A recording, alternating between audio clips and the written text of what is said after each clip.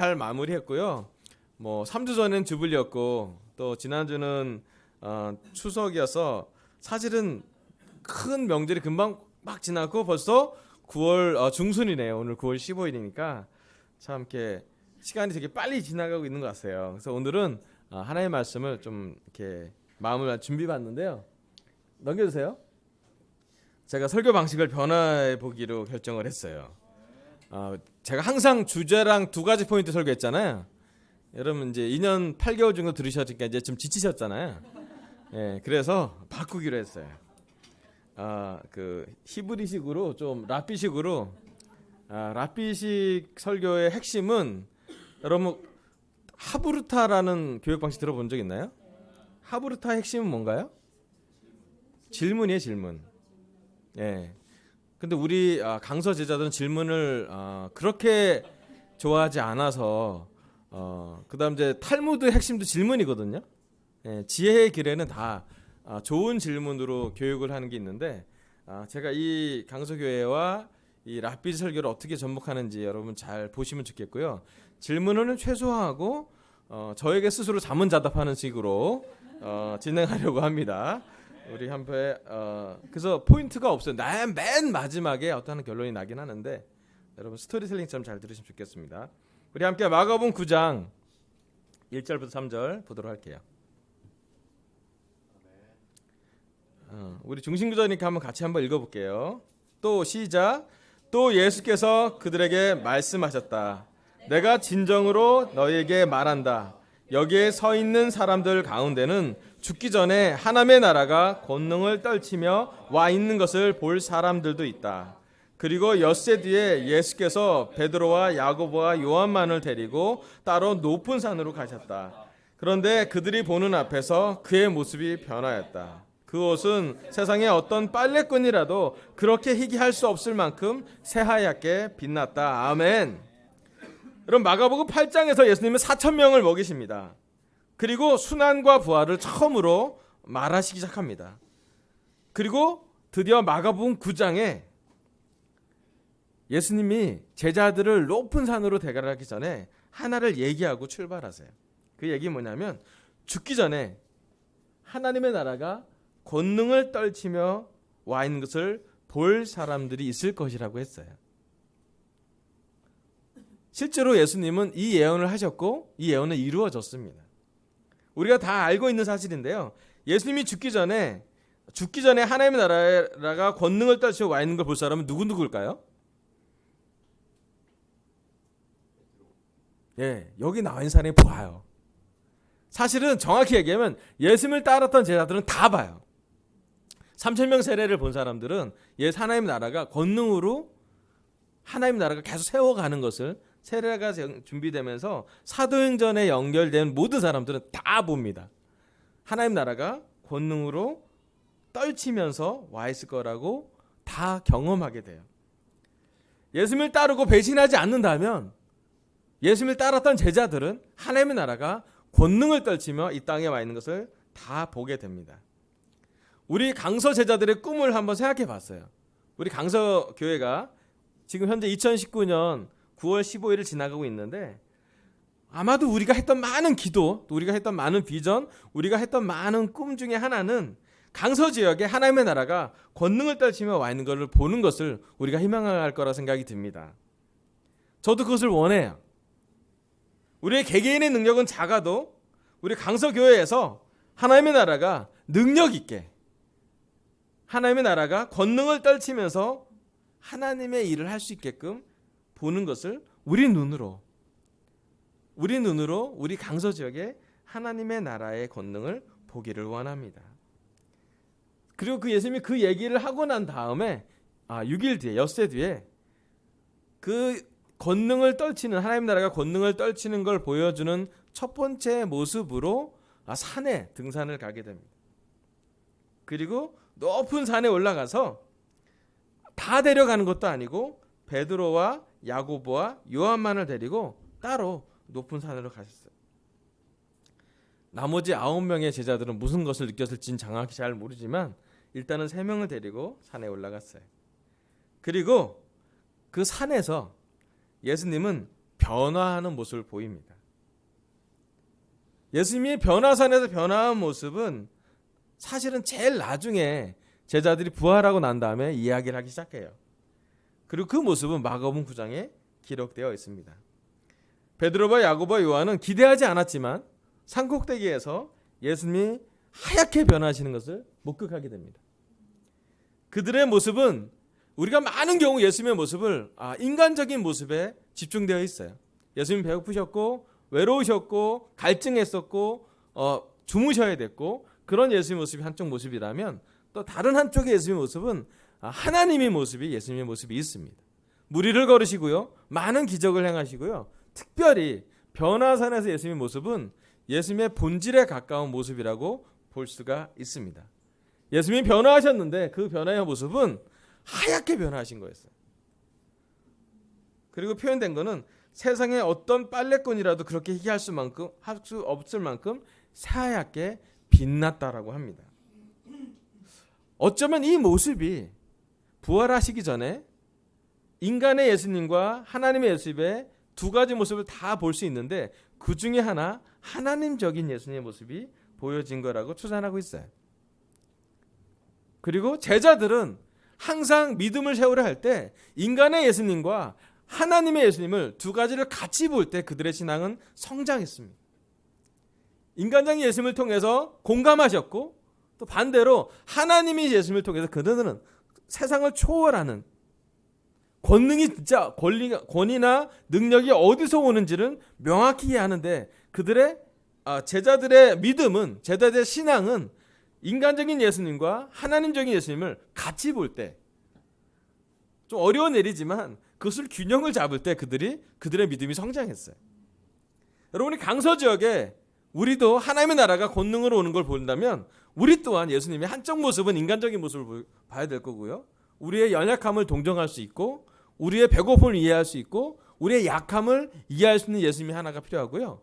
또 하나는 그것을 뛰어넘는 그것을 해결할 수 있는 거기에 대한 능력을 줄 수 있는 신적인 하나님적인 예수님을 균형적으로 같이 볼 때 우리는 우리의 신앙이 자랄 거라고 저는 믿어요.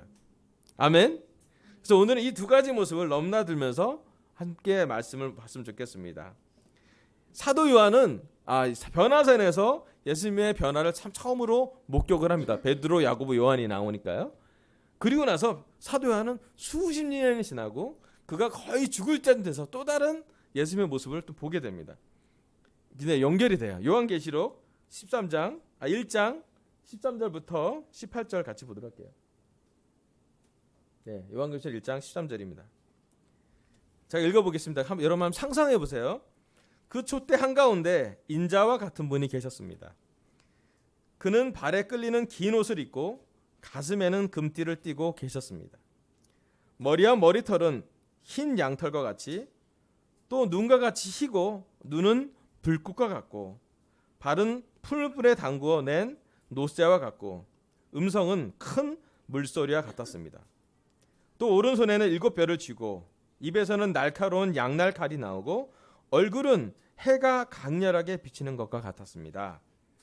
그를 뵐 때에 내가 그의 발 앞에 엎어져서 죽은 사람과 같이 되니 그가 내게 오른손을 얹고 말씀하셨습니다. 두려워하지 말아라. 나는 처음이며 마지막이요 살아있는 자다. 나는 한 번은 죽었으나 보아라 영원무궁하도록 살아있어서 사망과 지옥의 열쇠를 가지고 있다. 그러므로 너는 내가 본 것과 지금의 일들과 이 다음에 일어날 일들을 기록하여라. 아멘. 여러분 사도 요한은 예수님의 변화산에서 예수님을 목격했습니다. 하얗게 변했던 예수님. 그리고 십자가와 부활을 목격합니다. 예수님이 돌아가신 것을 십자가 밑에서 직접 보셨고 또 예수님이 무덤에 묻힌 것까지 보셨고 나중엔 십자가에서 부활하신 예수님도 직접 목격했습니다. 그리고 나서 수십 년이 지난 다음에 그가 그의 삶의 거의 마지막쯤에서 반모섬이라는 한 섬에서 환상 가운데 예수님을 한 번 더 보게 됩니다. 근데 변화산의 예수님과 여기 나온 요한계시록의 예수님이 연결됩니다. 몇 가지 연결되는 걸 했는데요. 전 구절을 좀 넘겨주세요. 첫 번째로는요, 인자와 같은 분이 계셨다고 표현해요. 여러분, 인자는 자기를 낮추는 예수님의 표현이었습니다. 예수님은 하나님의 아들이었고, 베드로가 신앙 고백을 할 때 예수님은 그리스도요, 메시아요, 살아계신 하나님의 아들이라고 얘기할 때 맞다라고 표현했어요. 그런데 예수님이 늘 제자들과 함께 있을 때, 또 사람들과 함께 있을 때 자기를 표현할 때 인자라는 표현을 썼어요. 사람의 아들이요. 예수님이 겸손하셨어요. 자기를 낮춰서 능력 있는 분이, 권위가 있는 분이, 왕 같은 분이 사람의 아들이라고 자기를 낮춰서 불렀던 것 같아요. 그게 겸손이에요. 많은 경우 우리가 착각하는데, 우리가 겸손하려고 노력하는데 우리는 있는 그대로 보내는 게, 우리가 뭔가 권위가 있거나 잘 지낼 때, 높은 사람이 있을 때 낮추면 겸손한 건데요, 우리는 사실은 예수님의 겸손을 조금 배워갈 뿐이지 그렇게 많이 겸손한 게 우리에게 높은 사람이 아니기 때문에 우리는 그렇게 크게 겸손하지 않아도 돼요. 하나님이 우리를 잘 인도하실 거라고 생각이 들어요. 인자와 같은 분이 이야기를 하고 있습니다. 머리와 머리털은 흰 양털과 같아요. 그가 본 모습은 그래요. 또 머리와 머리털이 하얗대요. 눈은 불꽃과 같대요. 그 다음 16절 뒤쪽에 보면 얼굴은 해가 강렬하게 비치는 것 같았대. 그 뒤에 이제 그림 한번 보여주세요. 이게 어떤 한 제자가 일출 볼 때 찍었던 사진을 제가 안 보였는데, 여러분, 가장 근접한 우리의 육안으로 예수님의 모습을 상상해 본다면 예수님의 얼굴을 볼 때 우리는 태양을 보는 거랑 비슷할 거예요. 제자들이 그 태양 때문에 함께 잘 보지를 못했어요. 그리고 너무 하얘서, 너무 빛이 강해서 눈살을 찌푸려야만 겨우 볼 수 있는 것이 바로 예수님의 신적인 하나님적인 모습이었던 것 같아요. 어쩌면 영원 무궁토로 우리가 하늘나라에서 예수님을 바라볼 때 어쩌면 우리가 영적으로 변화돼서 해같이 빛나는, 태양처럼 강렬한 빛을 쏘는 예수님을 보게 될 것입니다. 사도 요한은 이 예수님을 봤어요. 얼굴도 보고, 눈도 보고, 발도 보고, 손도 보고, 심지어 입에서 나가는 칼도 봤어요. 그리고 기억했을 거예요. 내가 변화산에서 봤던 그분이, 내가 육체적으로 살아계신 예수님을 봤을 때 변화산에서 하얗게 변했던 그분이 바로 내 앞에 있구나. 물론 전혀 다른 모습이고 상상도 할 정도의 거대한 모습이고 또 너무 빛나는 모습인데 사도 요한은 알았어요. 그 위에 구절 하나만 보세요. 그분이 이렇게 얘기해요. 그가 내게 오른손을 얹고 말씀했어요. 저를 터치했다고. 두려워하지 말아라. 나는 처음이요 마지막이요 살아있는 자다. 나는 한 번은 죽었으나 보아라, 영원무궁토록 하도록 살아있어서 사망과 지옥의 열쇠를 가지고 있다라고 말해요. 사도 요한은 또 알았어요.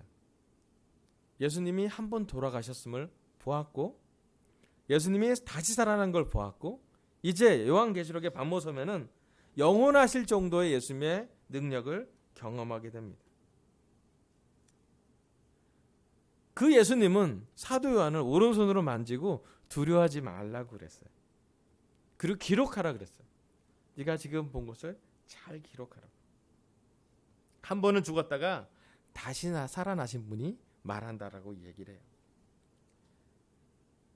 이 말씀을 보고 예수님이 이 자리에 오면, 또 하나님 이 자리에 오면 우리에게 어떤 말씀을 하실까? 오늘 우리 강서교회 제자들은 어떤 예수님과 만나고 계신지요?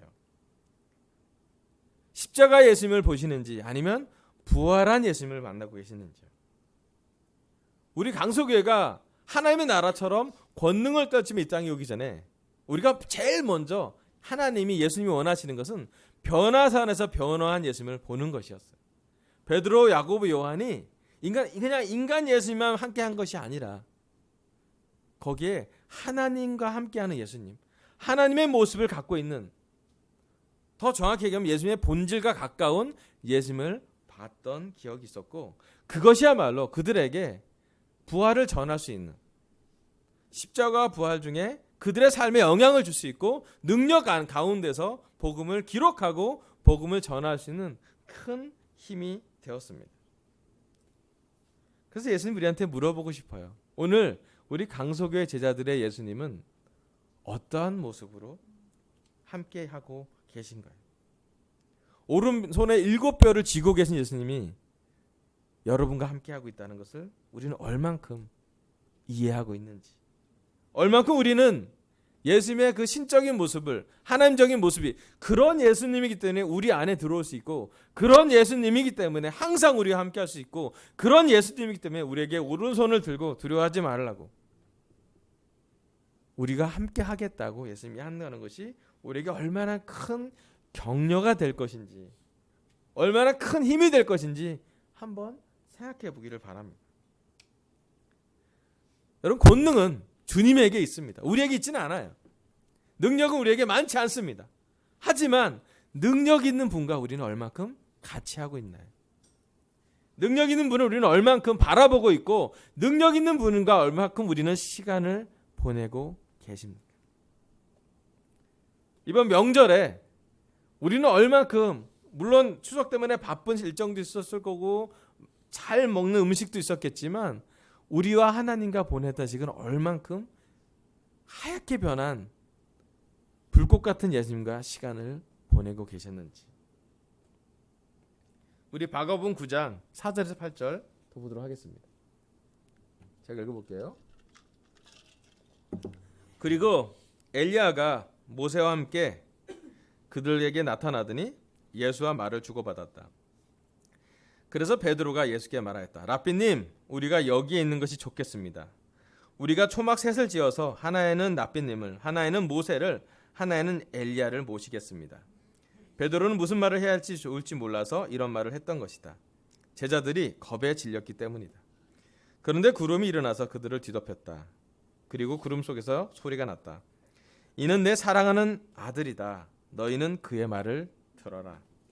그들이 문득 둘러보았으나 아무도 없고 예수만 그들과 함께 계셨다. 아멘. 예수님은 변화한 다음에, 변화 후에 두 사람과 얘기하기 시작했어요. 엘리야하고 모세랑 얘기합니다. 이 변화산의 그림이 이제 성화로 많이 나와 있는데요. 그림 한번 보여주세요. 이제 이 세 명의 그 구름 위에 있는 두 명은 엘리야하고 모세고요. 그 밑에는 제자들 베드로, 야고보, 요한으로 추상이 됩니다. 혹시 괜찮은 그 전에 첫 그림 한번 찾아서 넘겨주실래요? 네. 이게 우리 교회 30주년 예배의 느낌이 좀 비슷하잖아요. 주님은 살아나셨다, 그죠? 예, 예수님의 모습이 보이고, 아마 돌판을 가진 분이 모세겠죠? 그죠? 돌판을 가진 분이 모세겠잖아요, 그죠? 아마 엘리야고요. 아마 베드로나 이렇게 이 사람들은 놀래서 이렇게 보고 있는 모습인 것 같아요. 사람들은 이것을 상상하며 그림을 그려봤습니다. 근데 제가 이 말씀을 볼 때 저한테 항상 궁금했던 것이 있었는데, 그게 뭐냐면 예수님은 고야나산에 왜 올라갔을까? 궁금했어요. 여러분도 궁금하지 않나요? 그리고 그 왜 올라갔을까라 연결되는 질문이 뭐냐면, 모세하고 엘리야랑 무슨 대화를 했을까? 그죠? 베드로가 모세하고 엘리야를 알아본 거는 대화 내용에 뭔가 모세가 얘기가 됐었고 엘리야가 얘기가 됐을 거 아니에요. 되게 궁금했어요. 지금도 되게 묵상하면서 예수님이 변화산에 제자들한테 보여주는 모습도 있었지만, 예수님이 모세하고 엘리야를 만나서 무슨 얘기를 했을까? 그리고 굳이 그 산 꼭대기에 올라갈 수 있는 그 이유는 무엇일까라고 많이 묵상해 봤는데요. 묵상해 보면서 마가복음 9장 9절부터 13절까지 그 힌트가 나온 것을 보게 됐습니다. 같이 한번 볼게요. 마가복음 9장 9절부터 13절이에요. 그들이 산에서 내려올 때 예수께서는 그들에게 명하시어 인자가 죽은 사람들 가운데서 살아날 때까지는 본 것을 아무에게도 이야기하지 말라고 하셨다. 10절. 그들은 이 말씀을 간직하고 죽은 사람들 가운데서 살아난다는 것이 무슨 뜻인가를 서로 물었다. 그들이 예수께 묻기를 어찌하여 율법학자들은 엘리야가 먼저 와야 한다고 합니까? 하니 예수께서 그들에게 말씀하셨다. 확실히 엘리야가 먼저 와서 모든 것을 회복한다. 그런데 인자가 많은 고난을 받고 멸시를 당할 것이라고 기록한 것은 어찌된 일이냐? 내가 너에게 말한다. 엘리야는 이미 왔다. 그런데 그를 두고 기록한 대로 사람들은 그를 함부로 대하였다. 아멘. 모세하고 엘리야랑 대화하고 구름 속에서 이는 내가 사랑하는 이들이 그의 말을 들으라고 그들이 이제 하산을 합니다. 근데 내려올 때 예수님이 베드로, 야고보, 요한을 불러서 이렇게 얘기해요. 인자가 내가 죽었다가 다시 살아날 때까지는 얘기하지 마. 중요한 얘기인데 히든 지저스라고 신학적으로 되게 중요한 얘기를 해요. 자기를 잘 숨겨요, 예수님이. 근데 그들이 이 말씀을 잘 간직했대요. 그게 뭐냐면 예수님이 부활하고 난 다음에 이 얘기는 아마 오픈이 됐던 것 같아요. 그리고 죽은 사람들 가운데서 살아난 것이 무슨 뜻인지 서로 물었대요. 그게 뭐냐면 변화산에서 변화된 예수님을 봤어도 예수님의 제자들은 예수님의 십자가와 부활과 예수님의 결정을, 예수님의 과정을 다 이해하지는 못했던 것 같아요. 완전히 다 이해되지 않고 부분 예수님의 모습을, 인간의 예수님과 하나님적인 예수님을 완벽하게 다 이해하지 못하고 있었던 것 같아요. 그리고 다시 예수님께 물어봐요. 왜 뭐 물어보냐면 어찌하여 율법학자들이 엘리야가 먼저 와야 한다고 합니까? 라고 물어봐요. 왜 그러냐면 모세하고 엘리야를 봤기 때문에 그들은 반응했어요. 엘리야가 먼저 와야 되는데 왜 와야 됩니까? 어떻게 그렇게 된 겁니까? 라고 물었는데 예수님 얘기해요. 엘리야가 먼저 와서 모든 것을 회복한다고 얘기를 했어요. 그리고 그 다음에 얘기를 합니다. 인자가 많은 고난을 받고 멸시를 당할 것이라고 그럴 것은 어찌된 일이냐고 다시 물어봐요. 그리고 얘기합니다. 엘리야는 이미 왔다. 그런데 그를 두고 이렇게 한 대로 사람들 그를 함부로 대하였다고 얘기해요. 여기서 얘기한 엘리야랑 얘기하는 세례 요한을 얘기하고 있어요. 세례 요한이 엘리야의 영을 갖고 왔기 때문에 예수님의 오신 걸 잘 준비했다라고 예수님은 확인을 하고 있습니다.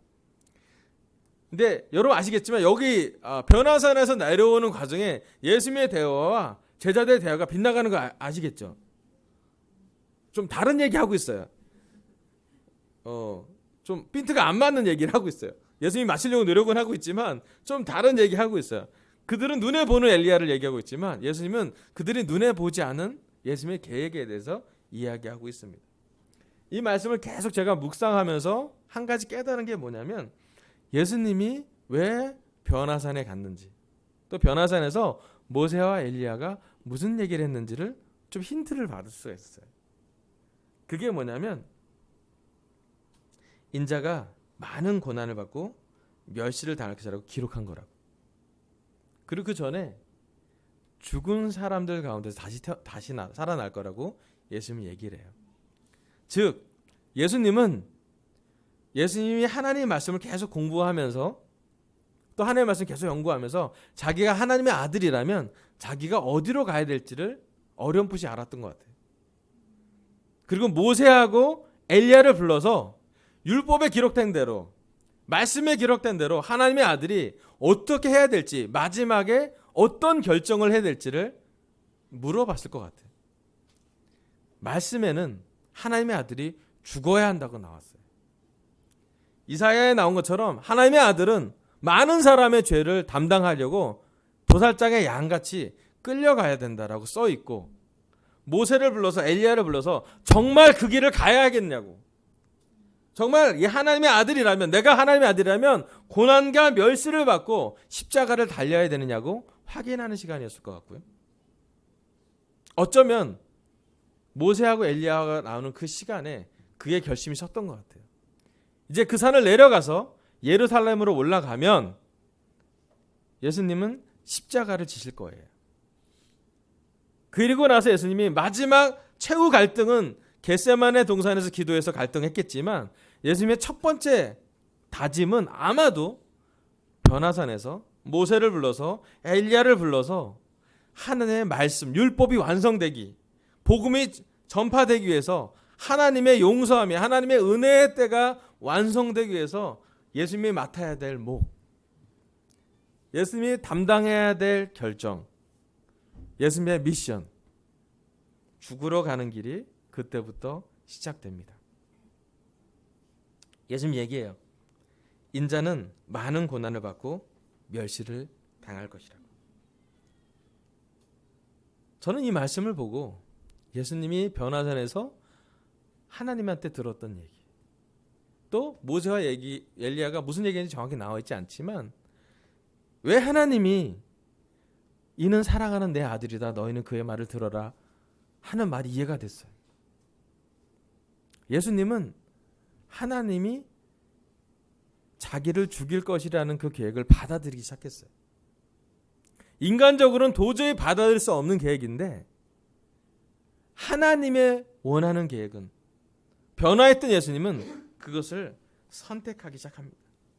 물론 그 결정을 하고 나서도 예루살렘에 걸어가는 과정에서 인간적인 예수님은 수없이 많이 고민했을 거고 하루에도 12번도 넘게 유혹을 받았을 거고, 여러분도 다 아시겠지만 겟세마네 동산에서 예수님은 자기의 마음을 명확하게 표현해요. 저는 이렇게 하고 싶지 않아요. 인간적인 예수님은 인간적인 마음을 약한 예수님의 모습으로 드러내십니다.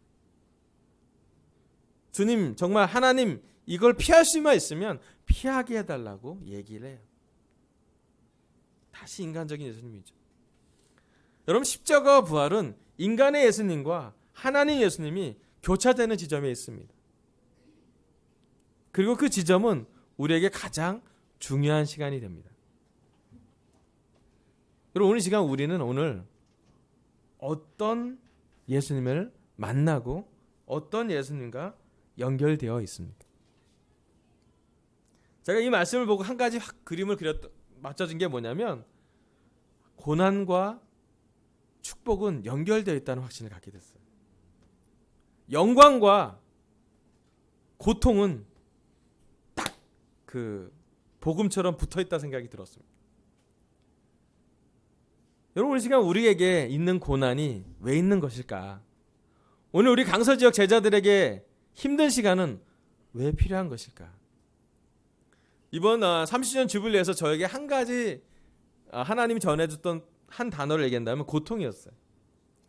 프랭크 장로님이 설교할 때도 고통 때문에 그러면 배운다고요. 메리 메인 자매님이 자기 남편을 먼저 보내고 고통 가운데 배웠던 것을 나눈 것도 들었어요.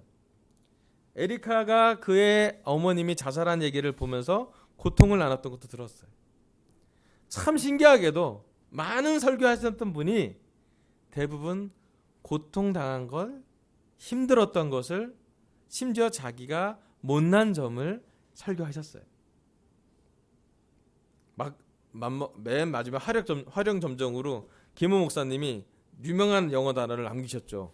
인센시티브를 남기셨잖아요. 다 자기를 낮췄어요. 설교한 누구라도 우리가 얼마나 힘들게 사는지를 나눴어요. 그리고 얘기합니다. 인자는 그들이 인자가 당하는 고난과 멸시를 조금씩은 나눠가는 것 같은 그런 삶을 가져간 걸 얘기합니다. 여러분, 하나님 나라가 권능으로 오려고 본다면 참 신기하게도 그 반대로 하나님 나라가 권능이 떨치며 오는 걸 보려면 반대로 누군가는 십자가를 져야 하는 거예요. 우리 중에 좋은 일이, 영적으로 능력 있는 일이 있다면 여러분, 우리는 오늘 이 시간 누군가는 눈물을 흘리며 씨를 뿌리려 나가야 합니다. 여러분, 우리 강서교회가 권능을 떨치며 하나님의 나라가 되려면 미안한 얘기지만 우리에겐 누군가 인자의 고난과 멸시를 함께 동참하는 사람이 필요합니다. 여러분, 다시 한번 우리의 삶에 있는 고난을 생각해 보길 바라요. 우리 삶에 있는 고통들을 물론 피하려고 하고 지나가길 바라고 인간적인 마음으로 저는 고통당하고 싶지 않아요. 하지만 그것이 하나님의 계획이라면 오늘 우리가 당하는 우리의 억울함이 하늘나라에서는 얼마나 놀라운 면류관이 될 것인지, 오늘 우리가 가졌던 짧은 고난은 영원한 축복에 비해서 얼마나 중요한 것인지를 우리가 깨달으면 좋겠어요. 저는 지난 추석날 밤 10시 정도에 우리 사랑하는 이강희 장로님의 어머님이 하늘나라에 갔던 얘기를 들었습니다. 마지막 슬라이드. 저기 왼쪽에 우리 어머님 지난 3월 달에 제가 미국 갔을 때 어머님 마지막 시간을 보냈던 것 같아요. 그때 썼던 어머님 편지였어요. 사랑하는 왕식 목사와 수미께 보고 싶었던 왕식 목사를 하나님께서 만나게 하시고 즐겁게 기쁜 시간을 보내게 하심을 감사드려요.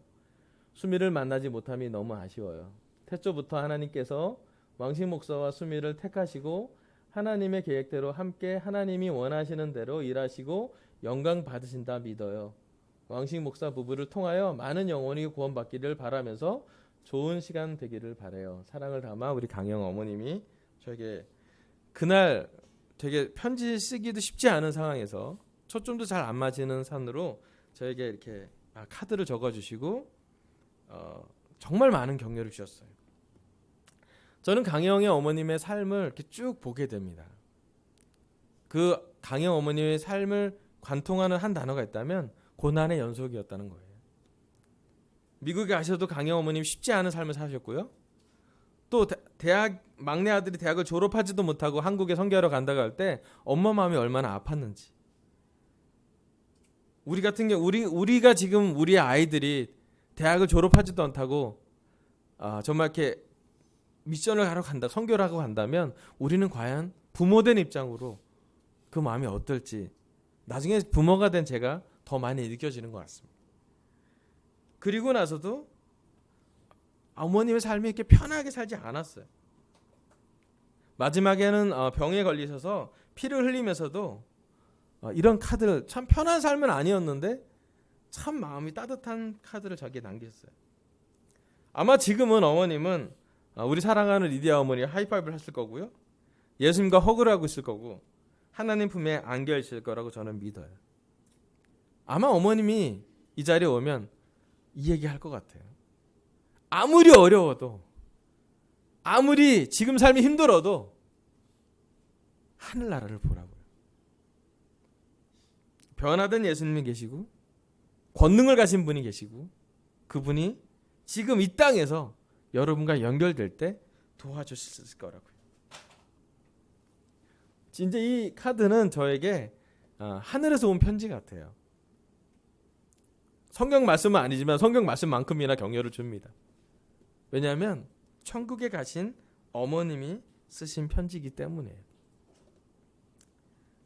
여러분, 우리 이 시간 예수님 이 자리에 오면 이 말씀을 하실 것 같아요. 우리 안에 인자의 멸시와 고통을, 인자는 고난과 멸시를 받는다고 했는데 십자가의 남은 고통을 동참할 사람은 누구인지. 마지막 슬라이드 넘겨주세요. 포인트는 없는데 주제는 하나예요. 인자는 고난과 멸시를 받는다. 우리 인자 예수님의 고난에 참여하길 바랍니다. 그래서 강서 지역에 하나님의 나라가 권능으로 오는 것을 목격하는 강서교회 제자 되길 바라며 설교 마치겠습니다. 감사합니다.